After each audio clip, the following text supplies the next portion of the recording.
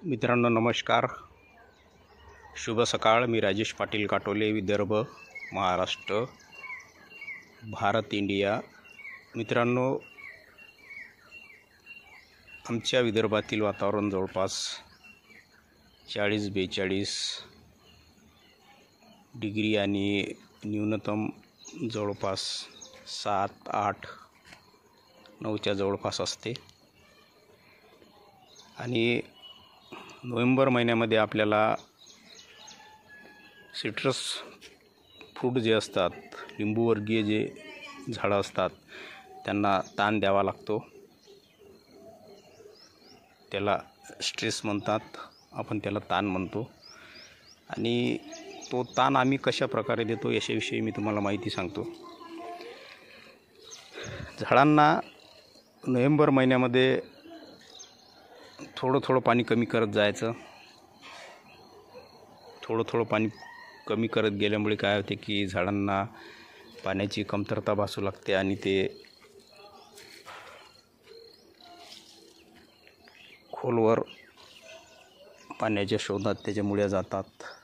आणि जशी पाण्याची कमतरता भासू लागते तसे त्याचे जे पानं असतात बघा, आपल्याला जास्त ऊन न लागू म्हणून आणि याच्यातून जास्त बाष्पीभवन न व्हावं म्हणून हे पानं असे गुंडाळल्या जातात।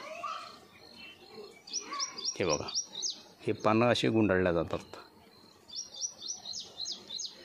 तुम्हाला या झाडामध्ये ते स्पष्ट दिसेल बघा, हे सगळे पानं असे गुंडाळले गेलेत। म्हणजे यांनी स्वतःला जशा प्रकारे आपल्याला थंडी लागल्यानंतर आपण आपलं शरीर बारीक करतो, छोटं करतो, तशा प्रकारे या झाडांनी आपले स्वतःचे जे पानं आहेत ते गुंडाळून घेतले। आणि आता याचा स्ट्रेस तोडण्यासाठी हे बघा, आता काही पानं गळायला सुरुवात झाली, हे दिसते तुम्हाला। आणि काही पानं गळायला सुरुवात झाल्यानंतर मग आपण याचा ताण तोडतो। म्हणजे ज्या प्रमाणात आपण पाणी धीरे याला कमी केलं होतं, त्या प्रमाणात आता आपण याला पाणी देणे चालू करणार आहोत। मित्रांनो, हे नोव्हेंबर-डिसेंबरमध्ये करावं लागतं आणि मग जानेवारी-फेब्रुवारीमध्ये याला फुलं येतात, फळं येतात। तर शेतकऱ्यांना ह्या सर्व गोष्टी माहीत आहेत, पण किचन गार्डन, रूफटॉप गार्डन, परसबाग हे सर्व करणाऱ्या लोकांना पण माहीत आहे। पण जर कोणाला काही माहिती नसली तर थोडं ही माहिती उपयोगात येऊ शकते। कारण या झाडांना व्यवस्थित ताण दिल्यानंतर याचा ताण जर तोडला तर याचं फ्लावरिंग चांगल्या प्रकारे होते। हे बघा, हे माझ्या किचन गार्डनमधील हे आहे अलीमोरू स्टॉक न्यू सेलर मोसंबी, आणि हे आहे व्हिएतनाम माल्टा, आणि हे आहे बारीवन माल्टा।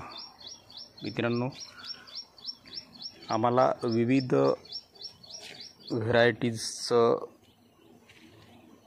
संगोपन करून, संरक्षण करून, त्याच्या फळांमध्ये काय वेगवेगळे गुणधर्म आहेत याची माहिती घ्यावी लागते।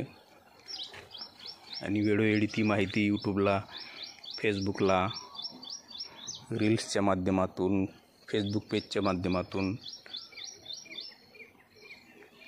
जैविक खेती आणि मानवी आरोग्य या सदराखाली आम्ही प्रसारित करत असतो। तर मित्रांनो, ही माहिती काही लोकांच्या उपयोगात पडेल अशी मला आशा आहे। धन्यवाद।